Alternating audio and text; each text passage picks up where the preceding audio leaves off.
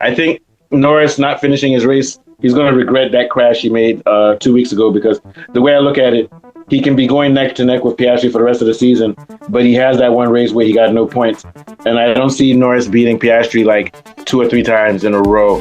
So it's going to be a good title race between the two of them. But I think that Piastri has the edge, especially since it was close between him and Piastri. So Norris had such a great lead yesterday in qualifying, beating everybody by 0.5 of a second. Beating Leclerc by 0.5, beating Piastri by 0.9. But we see that when it came to race pace, it was a lot closer between the two of them. The closest person behind them was Leclerc, 16 seconds. So even though Norris had a big lead over a big gap to Piastri in qualifying, like I said, it's not that big. So I think that's good news for Piastri to think that he'll win some, Norris will win some. But I still pick Piastri to win the championship this year. What are your thoughts, Afolabi? Yeah, Piastri is still my pick as well, considering how badly Red Bull is performing now.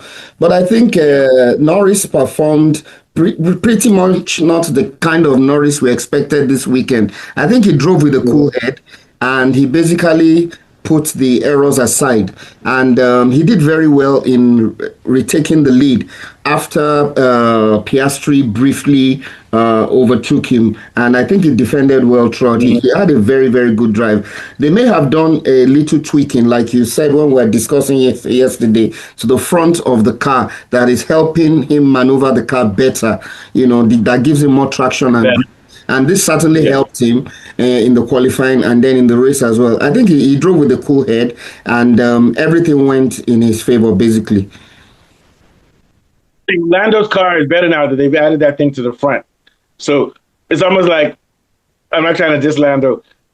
Since he can't handle the car, they did something to the front of his car to help him have better handling.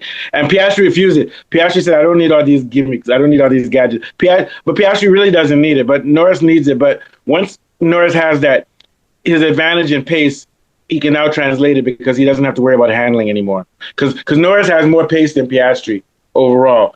But he couldn't handle the car.